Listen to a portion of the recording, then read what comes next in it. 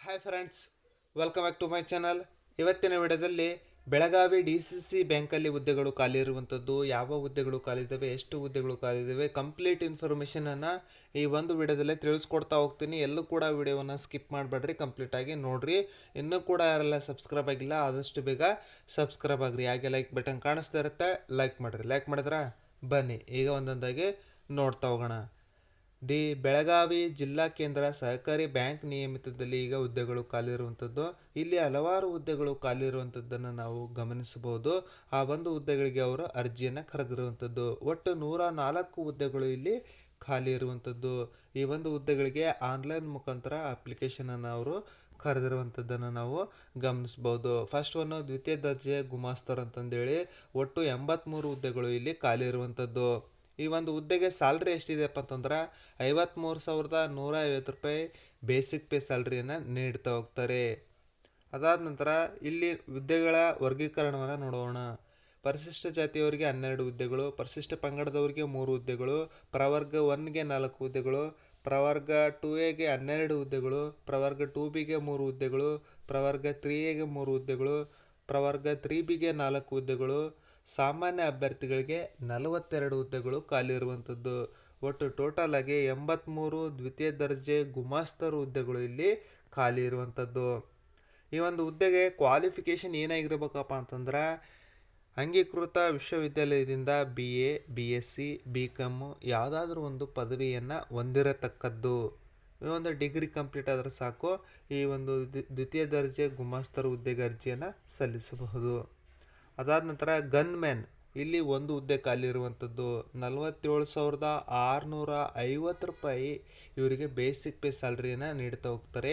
ಇದು ಒಂದು ಹುದ್ದೆ ಖಾಲಿ ಇರುವಂಥದ್ದು. ಇದು ಸಾಮಾನ್ಯ ವರ್ಗದವರಿಗೆ ಖಾಲಿ ಇರುವಂಥದ್ದನ್ನು ನಾವು ಗಮನಿಸಬಹುದು. ಈ ಒಂದು ಹುದ್ದೆಗೆ SSLCಯನ್ನು ಕಂಪ್ಲೀಟ್ ಮಾಡ್ಕೊಂಡಿರ್ಬೇಕು ಅಥವಾ ತತ್ಸಮಾನ ವಿದ್ಯಾರ್ಹತೆಯನ್ನು ನೀವು ಹೊಂದಿರಬೇಕಾಗಿರುತ್ತೆ. ಹಾಗೆ ಜೊತೆಗೆ ಭಾರತೀಯ ಸಶಸ್ತ್ರ ಪಡೆಗಳಿಂದ ನಿವೃತ್ತರಾದ ಮಾಜಿ ಸೈನಿಕರಾಗಿರತಕ್ಕದ್ದು, ಅಂದರೆ ಮಾಜಿ ಸೈನಿಕರಿಗೆ ಮೀಸಲಿರುವಂಥದ್ದು. ಮತ್ತು ಚಾಲ್ತಿಯಲ್ಲಿರುವ ಬಂದೂಕು ಪರವಾನಗಿ ವ್ಯಾಲಿಡ್ ಆರ್ಮ್ ಲೈಸೆನ್ಸನ್ನು ನೀವು ಹೊಂದಿರತಕ್ಕದ್ದು. ಅದನ್ನು ಹೊಂದಿದ್ರೆ ಮಾತ್ರ ಈ ಒಂದು ಗನ್ ಮ್ಯಾನ್ ಹುದ್ದೆಗೆ ಅರ್ಜಿಯನ್ನು ಸಲ್ಲಿಸಬಹುದು. ಅದಾದ ನಂತರ P1 ಹುದ್ದೆಗಳು ಕೂಡ ಇಲ್ಲಿ ಖಾಲಿ ಇರುವಂಥದ್ದು.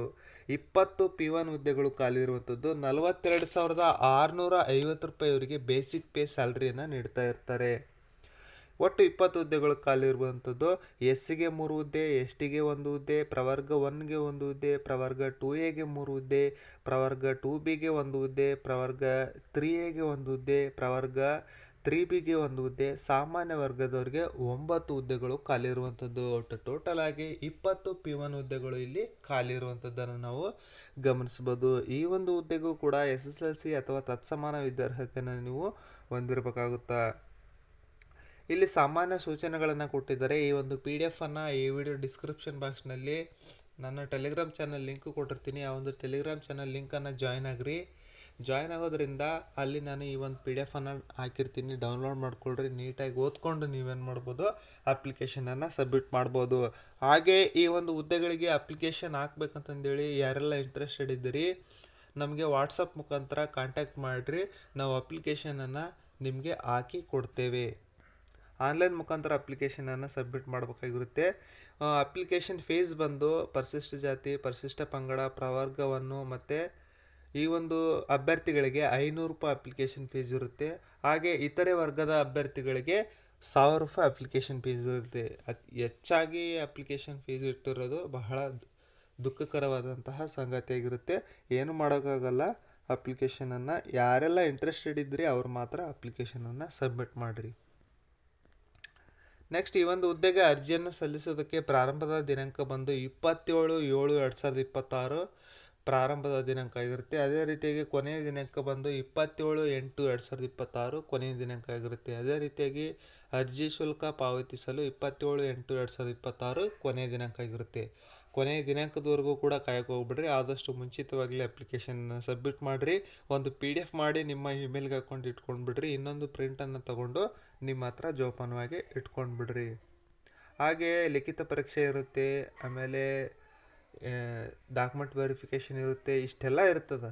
ಏನೇನಾದರೂ ನಿಮಗೆ ಇದು ಅಪ್ಲಿಕೇಶನ್ ಹಾಕುವಾಗ ಡೌಟ್ಸ್ಗಳು ಬಂತಪ್ಪ ಅಂತಂದ್ರೆ 9187 4635 ನನಗೆ ಕಾಲ್ ಮಾಡಿ ನೀವು ಸಮಸ್ಯೆಯನ್ನು ಕ್ಲಿಯರ್ ಮಾಡ್ಕೊಳ್ಬೋದು.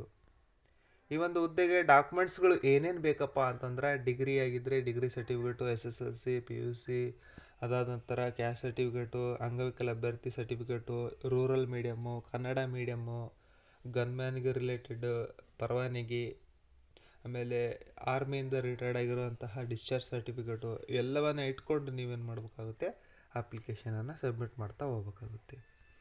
ಇಲ್ಲಿ ಏಜ್ ಎಷ್ಟಿರ್ಬೇಕಪ್ಪ ಅಂತಂದ್ರೆ, ಪರಿಶಿಷ್ಟ ಜಾತಿ, ಪರಿಶಿಷ್ಟ ಪಂಗಡ, ಪ್ರವರ್ಗ 1ಗೆ ಸಂಬಂಧಪಟ್ಟಂತೆ 18ರಿಂದ 40 ವರ್ಷ, ಪ್ರವರ್ಗ 2A, 2B, 3A, 3B ಆಗಿದ್ದರೆ 18ರಿಂದ 38 ವರ್ಷ, ಸಾಮಾನ್ಯ ವರ್ಗದವರಾಗಿದ್ದರೆ 18ರಿಂದ 35 ವರ್ಷ ಒಳಗಿನ ಎಲ್ಲ ಅಭ್ಯರ್ಥಿಗಳು ಕೂಡ ಅಪ್ಲಿಕೇಶನನ್ನು ಸಬ್ಮಿಟ್ ಮಾಡಬೇಕಾಗಿರುತ್ತೆ.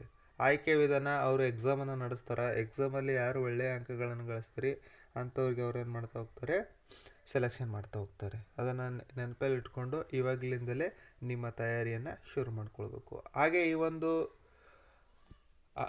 ಬ್ಯಾಂಕಿಗೆ, ಈ ಒಂದು DCC ಬ್ಯಾಂಕಿಗೆ ಅಪ್ಲಿಕೇಶನನ್ನು ಸಬ್ಮಿಟ್ ಮಾಡಬೇಕಾಗಿರೋರು ಒಂದು ಲಿಂಕನ್ನು ಕೊಟ್ಟಿರ್ತೀನಿ, ಅದನ್ನು ಜಸ್ಟ್ ಕ್ಲಿಕ್ ಮಾಡಿ ನೀವು ಅಪ್ಲಿಕೇಶನನ್ನು ಸಬ್ಮಿಟ್ ಮಾಡ್ಬೋದು.